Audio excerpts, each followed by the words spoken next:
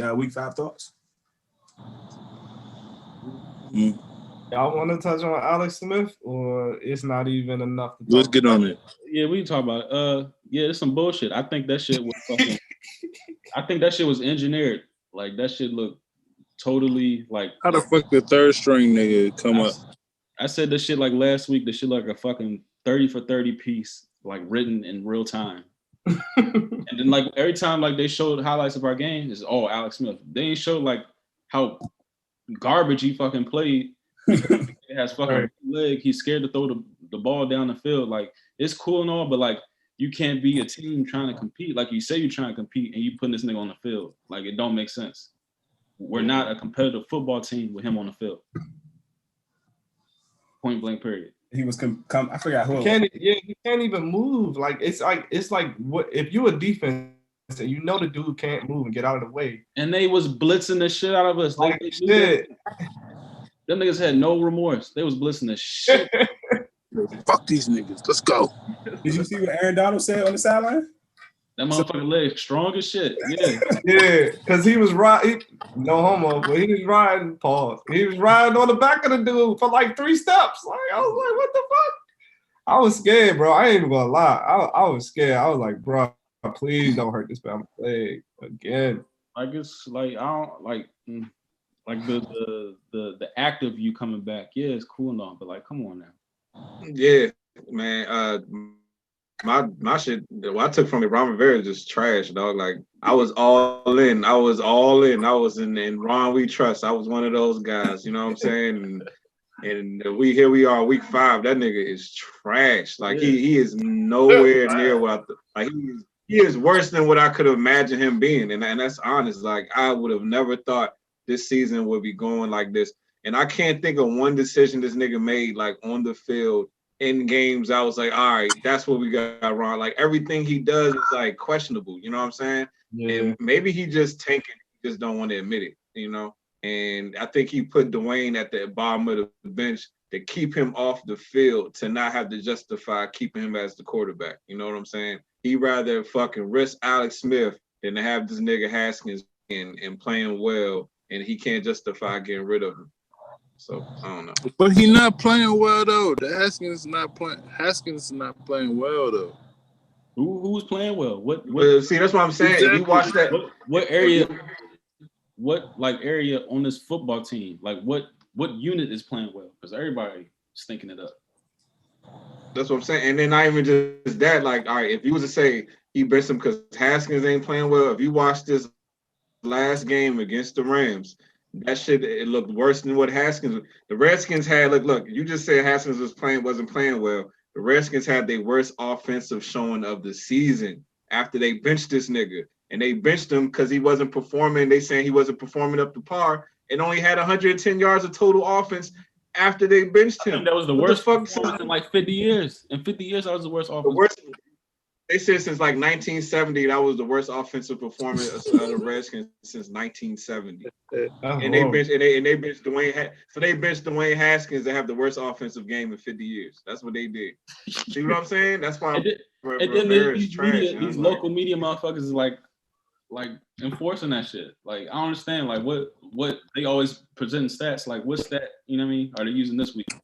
Did you see the reports and stuff that were saying that one of the reasons they benched him was because he wasn't studying the playbook and like he was bragging? They said bragging about everybody. They said, okay, but even that. All right, but this is what I'm sitting there saying. Like the media, they'll say any bullshit. And like, you mean to tell me that an NFL quarterback after a game ain't gonna say, "Hi, I threw for some yards," like, and nobody gonna give a fuck. I guarantee you, if a nigga had 2 interceptions in the game and said, "Hi, I had 2 interceptions," they ain't gonna be like, "Oh, that nigga bragging about having 2 interceptions and we lost." Cut him. Like that's some super hoe shit. Like that's not even like that's minuscule. You know what I'm saying? To make an issue or something like that. Like that don't mean nothing. You know what I'm saying? The only people is in media, but inside the locker room, you ain't gonna cut a nigga for saying some shit like that unless you already didn't want him any goddamn way. You know and then another thing, like they dragging this nigga name like through the fucking briar path.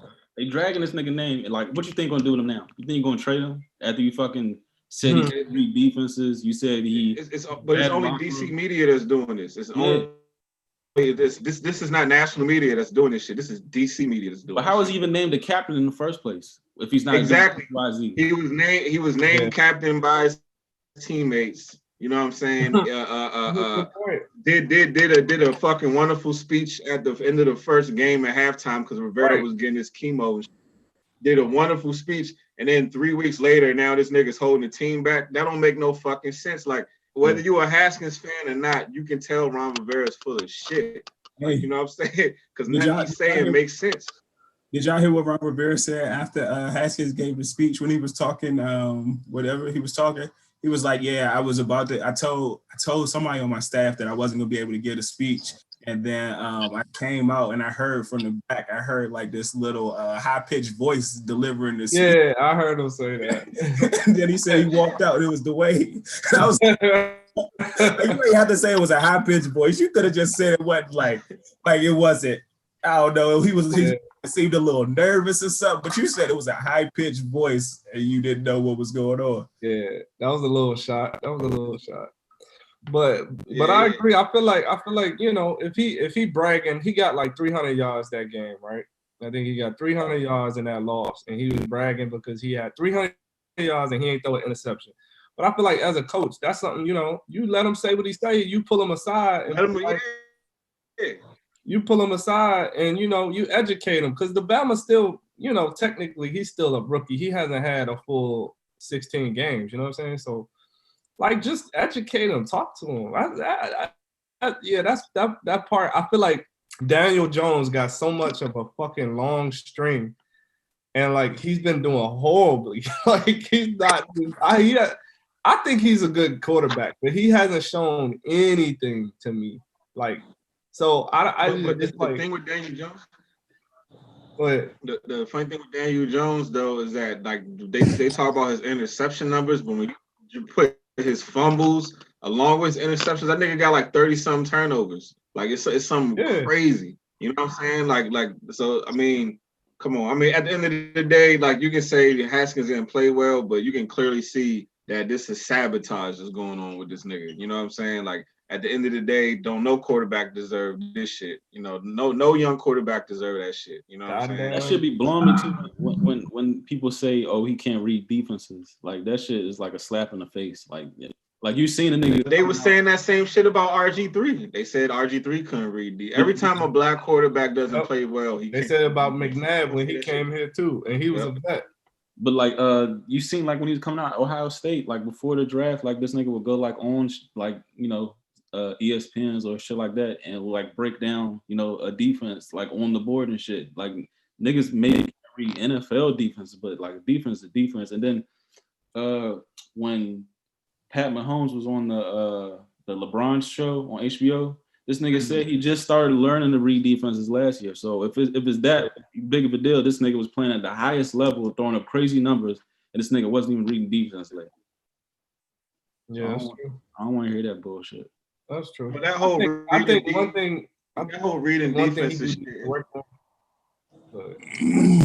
Now go ahead, Paul. Go ahead. No, I was just gonna say because I see this too, and I think that they tried to like emphasize this the last 3 weeks. But one thing that I think that he does need to work on is looking off receivers because I feel like as soon as he snaps the ball, he looks exactly who's he gonna throw at. And it's almost like, bro, if you a safety or corner, like you could see sometimes where it's sometimes where I see him go to 3 or 4 progressions, like the touchdown he threw against Cleveland when he gave it to Eamon in the back of the end zone. This nigga looked like left, middle, left again, and then threw it to his right. Like the nigga. Yeah, and I think a lot of times what happens is, you know, you watch the game and then Jadarius Johnston and these niggas, they'll be like, it might be one fucking time this nigga stared his receiver, threw a pick, they go to replay, like, look, he's staring down his receiver, threw an interception. He has to learn that as an NFL quarterback. Now, all of a sudden, every single fan is like, oh, that's all Haskins does. He stares down his receiver. Look, he did it again. He stared. Oh, fuck. Like, that's what Redskins fans do. Like, but all it takes is for one commentator to say he needs to learn how to do that to be an NFL quarterback. Then that becomes the narrative on the nigga going forward. Even if he only made that mistake once or twice, that becomes the narrative going forward. And DC media is so fucking negative and they're gonna eat that shit all up, then that's gonna be the topic of discussion every day that week until the next game. And then the fans and the listeners gonna get brainwashed with those narratives for a whole fucking week to the next week. Then when the next week come, Dwayne Haskins stares at his receiver and throws the ball, and they're like, "Oh, he's still not fucking learning." You know what I'm saying? Like that's what niggas do. Like I've seen this. The same shit that happened to RG3 is the same exact shit that's happening to Dwayne Haskins now. I watched it happen with RG3, and it's happening all over again. The same shit, you know. And so this is the thing too, and I'm actually going to defend Haskins on this one, because if you think about Aaron Rodgers and Tom Brady and how quick they get the ball away, they know who they about to throw it to within, like, as soon as they release, it's already on the route before the guy goes there. So they stare their receivers down too. It's like, okay, but they ain't gonna say that about them. When they throw an NO, they ain't gonna be like, "Oh, Tom Brady looked at the guy." but you know what I'm saying? A lot of those one look pat, like a lot of offenses and plays are set up for literally saying, all right, when we like Tom, you're gonna go to him, like right. Before the balls even snap, like it's like, all right, look at the defense. The defense has a tendency, the corners are laying, 7 yards off. Throw it to so and so, he gonna get it every single time. So Tom already know who we gonna go to just by looking at the defensive formation sometimes. Right. You know what I'm saying? So not every single play a quarterback goes through a progression of every single fucking receiver. Sometimes the play is set up to go to a specific fucking person. I remember I forgot who it was or what I was watching. I think it was in college football, where they was literally telling the nigga, they was like, don't go through progressions, throw to him. You know what I'm saying? Like even some plays, you gonna tell niggas that they literally say, only throw to that guy. Like don't even go through the progressions, throw to him. So I mean, some plays are just set up like that, so that's this is what it is. Yep, I agree. Yeah, this nigga don't turn shit around. Yeah, fuck the media, man. Media's trash, man. Because I can't stand the media because they will just paint they'll create a narrative like a box and just like put that box around your mind and shit like that. And then niggas can't even see out. Like the media is so great at creating narratives, young. And they be like, no, it's not. Eat that shit all up. And they be like, no, it's not us. Like, here's the numbers. It'd be all them. It's funny because even Shannon Sharp said that he said when he watches games, he watches them in silence because he said he doesn't want to be influenced by what the commentators say. And this nigga does this shit for a living, so even he himself know that just the way that John Gruden, I know he was coaching that with the way John Gruden would say some shit on Monday Night Football might influence how he sees it himself. So he turns the sound off just so he can use his own perspective. So that's some real shit. And overall, like local media be like fucking nerds, like niggas that never played the fucking game. Yeah. Never played shit. Yeah. The junkies are the worst niggas on earth, dog. And when you really like, they're funny, but you can't really listen to the junkies like on some like you trying to gain information, because like if you really pay attention, all they do is just talk shit. Like they don't be saying nothing. Like they just be shitting on niggas. Like that's all they do. They just shit on people. But even like the beat writers in this area are just like it's always sources. Like if sources the beat writers are the worst niggas. Huh?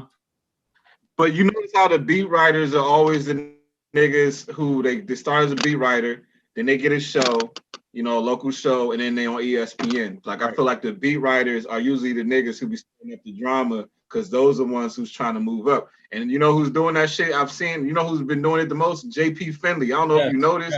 This nigga JP, like I used to like JP Finley.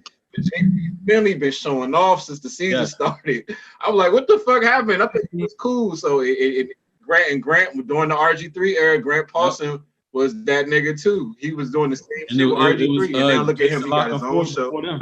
It was Jason Lock 4 before them, and look where he's at now. Yeah. And Diana Rossini, all of them. Like this is like this is like AAA baseball as far as like. It is though. DC media. Like we create a bunch of fucking. It is though.